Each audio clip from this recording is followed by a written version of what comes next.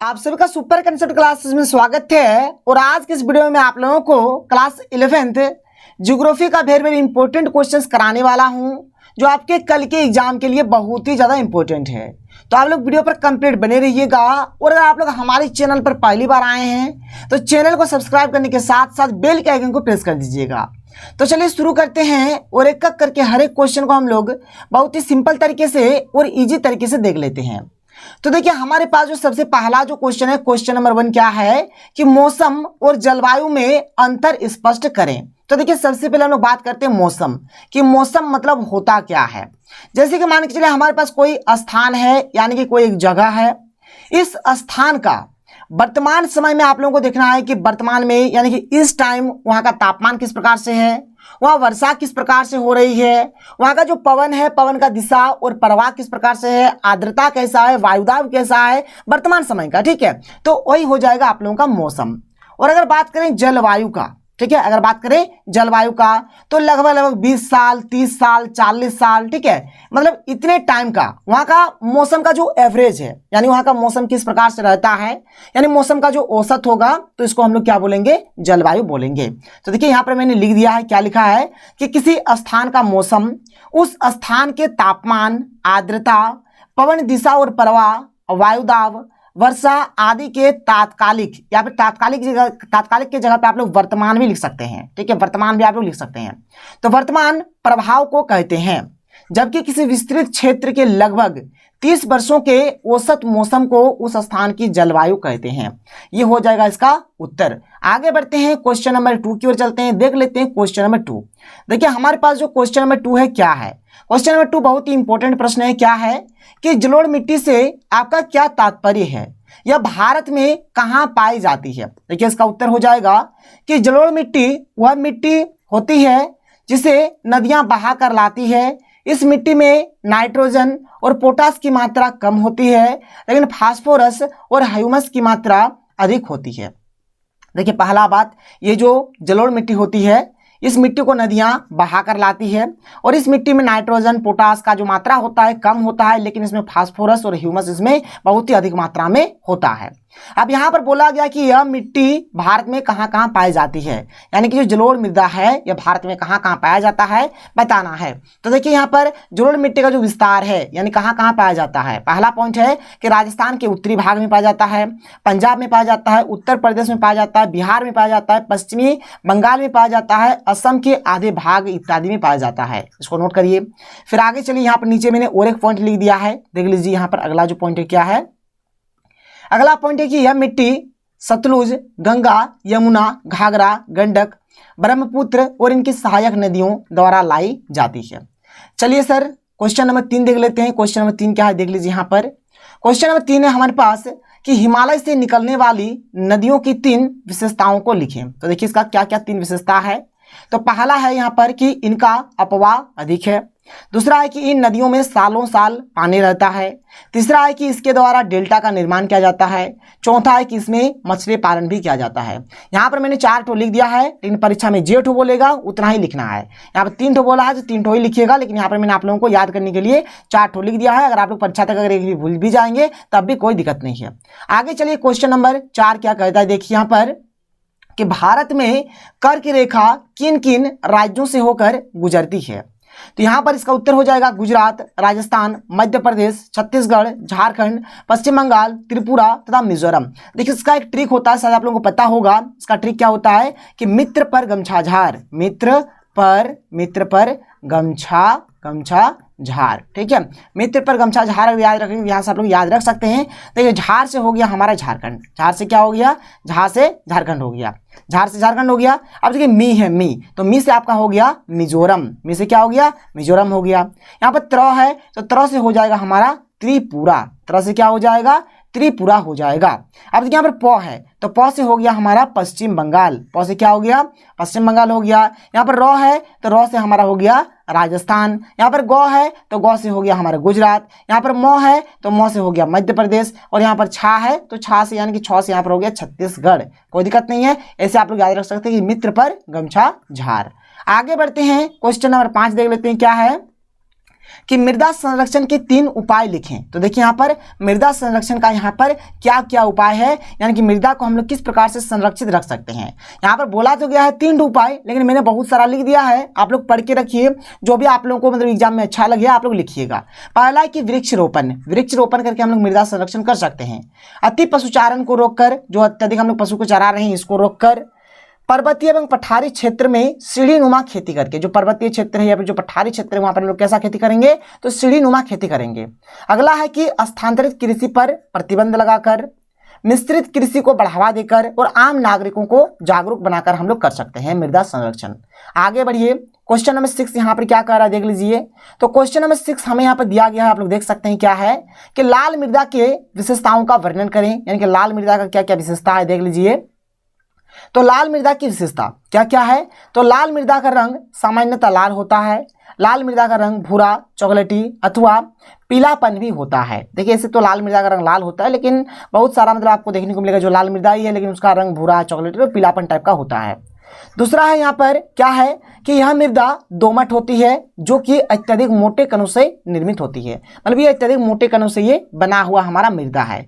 आगे चलते हैं, आगे चलिए क्वेश्चन नंबर 7 देख लेते हैं। और अगर आप लोगों को चैप्टर वाइज अगर वीडियो चाहिए तो आप लोग बता दीजिएगा। इससे पहले मैंने एक वीडियो बना दिया है जलवायु वाला, जो चैप्टर पर पूरा बेस्ड है, तो आपने अगर उसको नहीं देखा तो उसको भी देख लीजिए। क्वेश्चन नंबर 7 यहाँ पर क्या देखिए कि उपमहाद्वीप किसे कहते हैं। भारतीय उपमहाद्वीप में सम्मिलित देशों के नाम लिखें। देखिए उपमहाद्वीप क्या होता है, पृथ्वी पर मौजूद ऐसा भूभाग जो किसी महाद्वीप का हिस्सा होते हुए भी प्राकृतिक, देखिए मतलब वह महाद्वीप का हिस्सा होते हुए भी क्या होगा, प्राकृतिक रूप से उससे अलग प्रतीत होता है, उसे ही हम लोग उपमहाद्वीप कहेंगे। तो यहाँ पर जो भारत में सम्मिलित है कौन कौन है, अफगानिस्तान है, पाकिस्तान, बांग्लादेश, लंका, ठीक है, लंका बोले तो श्रीलंका लिखिएगा, ठीक है, श्रीलंका, नेपाल, भूटान, वर्मा और हिंदुस्तान। नोट कर लीजिए फटाफट आप लोग। आगे बढ़े, चलिए आगे बढ़ते हैं, अगला प्रश्न देख लेते हैं।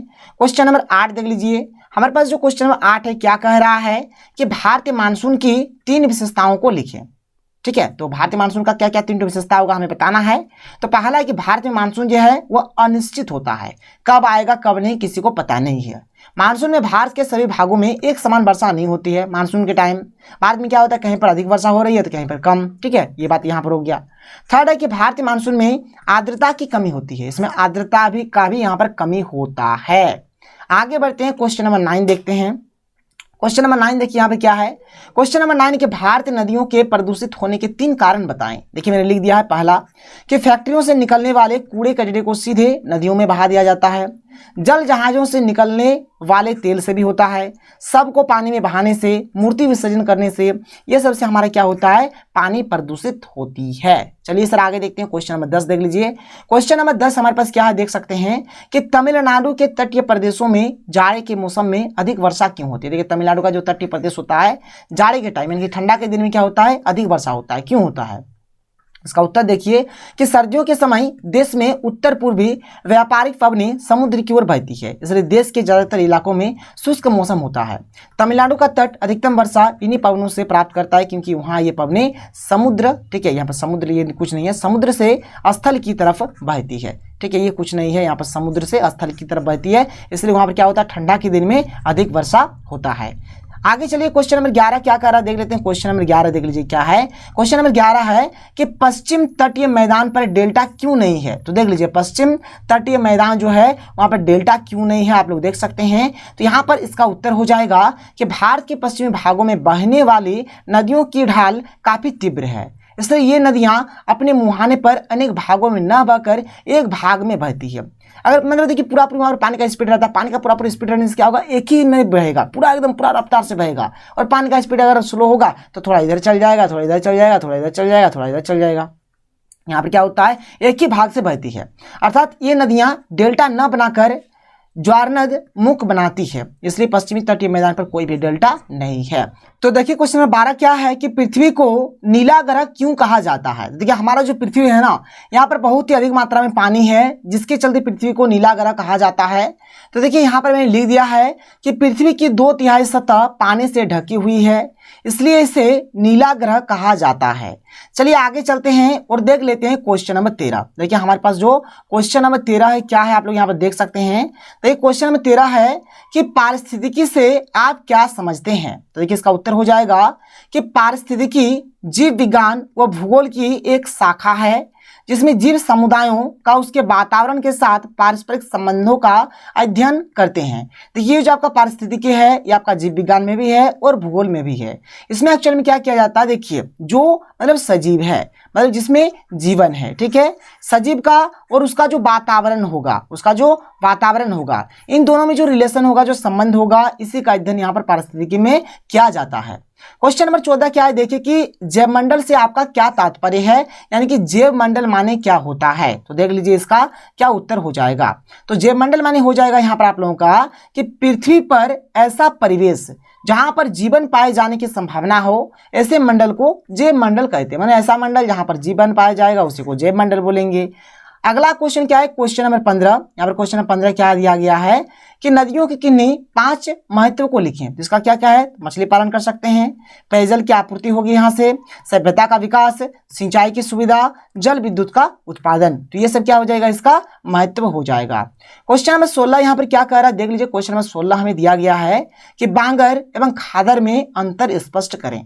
तो देखिए एक साइड में हमने बांगर लिखा है, एक साइड में खादर लिखा है, यहाँ पर बीच में आप लोग इस प्रकार से तो लाइन दे दीजिएगा, ठीक है। तो बांगर क्या हो गया, बांगर जो होता है ये हमारा पुराना जलोढ़ मृदा होता है, खादर जो होता है यह नया जलोढ़ मृदा होता है, बांगर जो होता है यह कम उपजाऊ होता है और खादर जो होता है यह अधिक उपजाऊ होता है। फटाफट आप लोग नोट डाउन करिए। क्वेश्चन नंबर 16 हो गया। क्वेश्चन नंबर 17 देखिए, क्वेश्चन नंबर 17 हमें यहाँ पर क्या दिया गया आप लोग देख सकते हैं।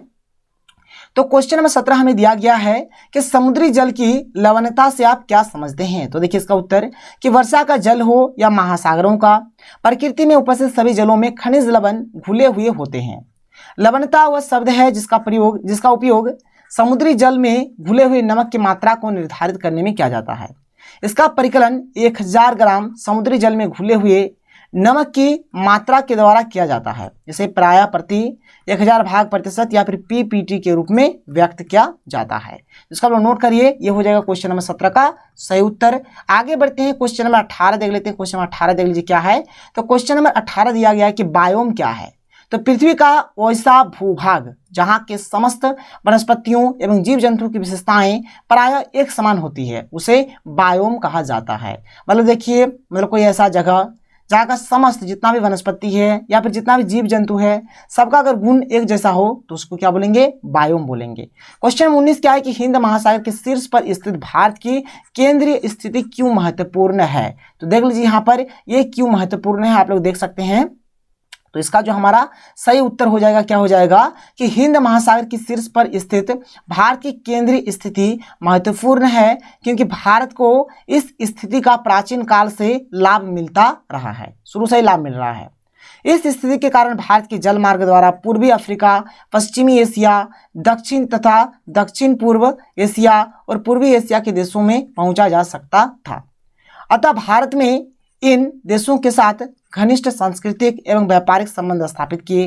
भारत की इस स्थिति का महत्व इस बात से और भी स्पष्ट हो जाता है कि देश के साथ लगते महासागर का नाम भारत अथवा हिंदुस्तान के नाम पर हिंद, ठीक है, क्या है हिंद, आगे देखिए क्या है कि हिंद महासागर पड़ा, ठीक है। क्वेश्चन नंबर 20 देख लीजिए क्या है यहाँ पर। क्वेश्चन नंबर 20 हमें दिया गया है कि महासागरीय नितल के उच्चावच का वर्णन करें। तो इसका उत्तर हो जाएगा कि महासागर प्रथम श्रेणी के उच्चवाच है, यह पृथ्वी के गहरे क्षेत्रों के रूप में वर्गीकृत है तथा इसमें पृथ्वी की विशाल जलराशि संचित है। महाद्वीपों के विपरीत महासागर एक दूसरे से स्वाभाविक रूप में इतने करीब है कि उनका सीमांकन करना कठिन हो जाता है।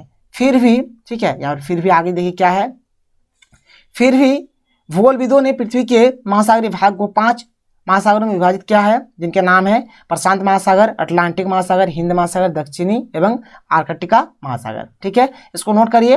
और देखिए हमारे पास जो लास्ट क्वेश्चन है यहाँ पर क्या है आप लोग देख सकते हैं। हमारे पास जो लास्ट क्वेश्चन है यहाँ पर ये जल चक्र वाला है, जो कि बहुत ही महत्वपूर्ण प्रश्न क्या है कि जल चक्र क्या है, चित्र सहित समझाइए। देखिए जल चक्र में एक्चुअल में होता क्या है, मैं आपको यहाँ पर चित्र के माध्यम से एकदम अच्छे तरीके से समझा देता हूँ ताकि कोई प्रॉब्लम, कोई दिक्कत ना हो।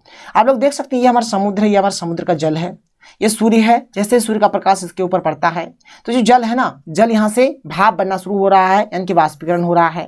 ये बाष्पीकरण यानी यहाँ से जैसे भाप बनना शुरू हो रहा है, ये जब भाप जब ठंडा हो जा रहा है यानी ये भाप का जब संघनन होता है तो ये बादल का रूप ले लेता है और यही बादल आगे चलकर क्या करता है, वर्षा के रूप में फिर से हमारे समुद्र पर यानी हमारी पृथ्वी पर वापस आ जाती है और ये चक्र चलता रहता है जिसको हम लोग क्या बोलते हैं, जल चक्र बोलते हैं। देख लीजिए इसका जो उत्तर होगा, यहाँ पे मैंने इसके उत्तर को भी एकदम लिख दिया है कि हम जानते हैं कि पृथ्वी में 3 भाग जल एवं 1 भाग स्थल है और यह जल समुद्रों, नदियों, झीलों और खेतों में है। जब सूर्य का प्रकाश इस जल पर पड़ते हैं तो यह जल वाष्प बनकर उड़ता रहता है, फिर जब ये वाष्प ठंडे हो जाते हैं तो बादल का रूप ले लेते हैं जिससे वर्षा होती है और यह जल फिर हमारी पृथ्वी पर वापस आ जाती है जिसे जल चक्र कहा जाता है और यह प्रक्रिया चलती रहती है जिससे हमें पानी हमेशा मिलता रहता है। ये हो जाएगा इसका उत्तर। और अगर आपको वीडियो पसंद आए तो वीडियो को लाइक करिए, जितना उसके वीडियो को शेयर करें। तो मिलते हैं अगले वीडियो में। थैंक यू, जय हिंद।